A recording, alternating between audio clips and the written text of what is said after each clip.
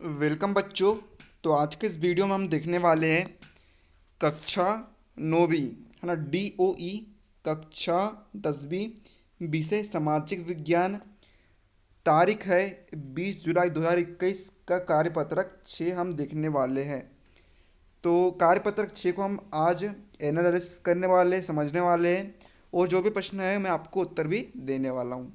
तो वीडियो को अंत तक ध्यान लगाकर समझिएगा। समझना महत्वपूर्ण है। सॉल्यूशन तो आपको मिल ही आएगा, और साथ ही में इंग्लिश का जो सॉल्यूशन है उसकी लिंक मैंने वीडियो डिस्क्रिप्शन में दे दिया हूँ, आप उसे भी जाकर देख सकते हैं। चलिए अब हम वीडियो को बिना किसी देरी के शुरू करते हैं। तो देखिए, ये जो वर्कशीट है ये खनिज के बारे में है ना। किसके बारे में है? खनिज उपविषय के बारे में। तो देखिए, आइए हम इस समझते हैं। प्राकृतिक रूप से प्राप्त ऐसे तत्व जिनकी एक निश्चित रासायनिक संरचना होती है उन्हें खनिज कहते हैं, है ना। क्या कह रहा है?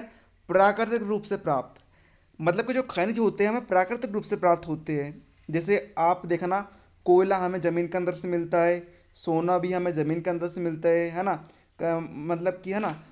और जैसे, और मतलब कि हमें इनका निर्माण मानव नहीं कर सकता है, ये केवल प्राकृतिक रूप से हमें प्राप्त होते हैं।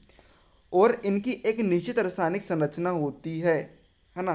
जैसे आपने देखा होगा, कोयले कोयला एक प्रकार से, मतलब कि एक जैसे ही होते हैं सारे, है ना। इनकी निश्चित रासायनिक संरचना होती है।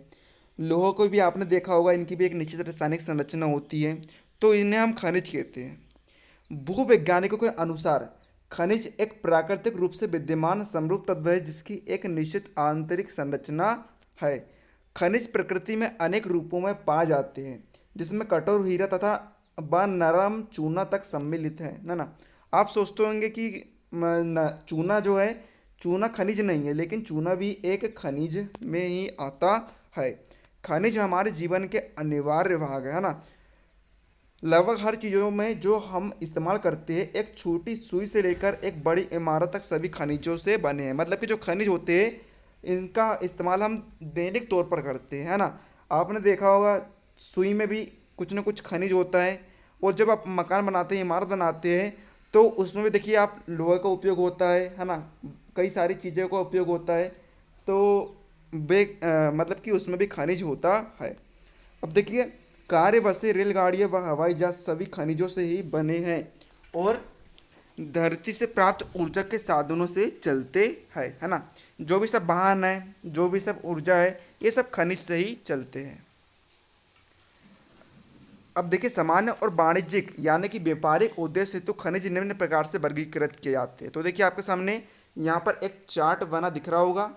इसमें देखिए खनिज का वर्गीकरण किया गया है। तो देखिए, खनिज कितने प्रकार के होते हैं। खनिज देखिए यहाँ पर तीन तीन प्रकार के होते हैं मेन सोर्स: धात्विक, अधात्विक और ऊर्जा खनिज। अब देखिए, धात्विक के अंदर आते हैं तीन प्रकार के। पहला होता है लौह धातु, जिसमें लोहे का अंश हो, हम उसे क्या कहते हैं? लोहा धातु कहते हैं। जैसे लौह अयस्क, मैग्नीज, निकेल व कोबाल्ट आदि।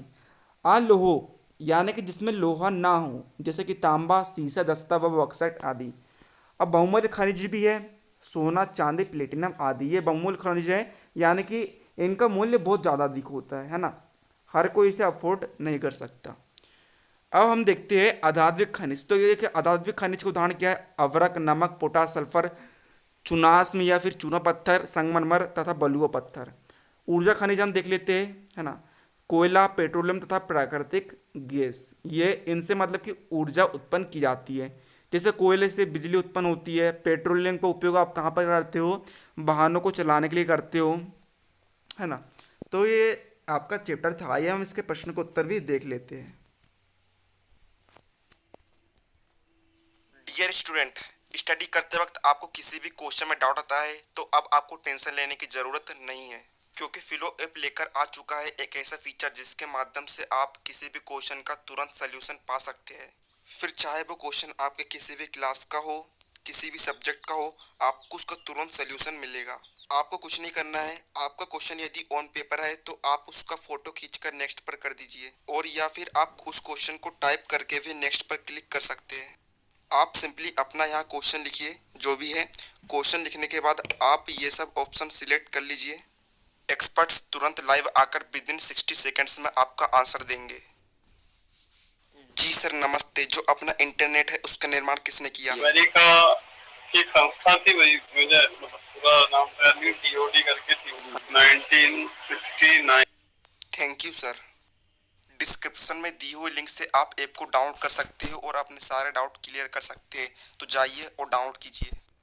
तो देखिए यहाँ पर आपको पहला प्रश्न क्या दिया है, खनिज किसे कहते हैं। तो देखिए मैंने आपको बताया था प्राकृतिक रूप से प्राप्त ऐसे तत्व जिनकी एक निश्चित रासायनिक संरचना होती है उन्हें हम क्या कहते हैं, खनिज कहते हैं। ठीक है, ये हमें प्राकृतिक रूप से प्राप्त होते हैं, इन्हें मानव निर्मित नहीं कर सकता है। दूसरा आपको प्रश्न दिया है दैनिक जीवन प्रयोग किए जाने वाले किन्हीं 3 धात्विक और अधात्विक खनिजों के नाम लिखिए। तो यहाँ पर देखिए मतलब कि हम जिनका उपयोग दैनिक जीवन में करते हैं, तो जैसे कि आप यहाँ पर देख सकते हैं धात्विक खनिज में लोहा, तांबा, सोना, है ना। इन 3 खनिज का हम उपयोग करते हैं डेली, है ना, है ना। कहीं ना कहीं हम इनका उपयोग करते हैं। अधात्विक खनिज में हम नमक का उपयोग करते हैं ना, खाना बनाने में नमक का उपयोग होता है।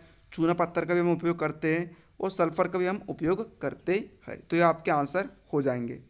लास्ट आपको क्वेश्चन दिया है ऊर्जा का प्रयोग हम किस प्रकार के कार्यों में करते हैं। तो देखिए आप यहाँ पर आंसर लिखेंगे। पहला हम करते हैं वाहनों में, दूसरा करते हैं हम बिजली में, तीसरा कारखानों में, चौथा वस्तु निर्माण में। आप चाहे तो उनके अंदर डिटेल भी लिख सकते हैं। जैसे कि मैंने यहाँ पर पहला पॉइंट डाला वाहनों में, तो आप लिखेंगे हम ऊर्जा का उपयोग वाहनों में करते हैं। जैसे कि पेट्रोलियम का उपयोग हम, है ना, वाहनों को चलाने के लिए करते हैं।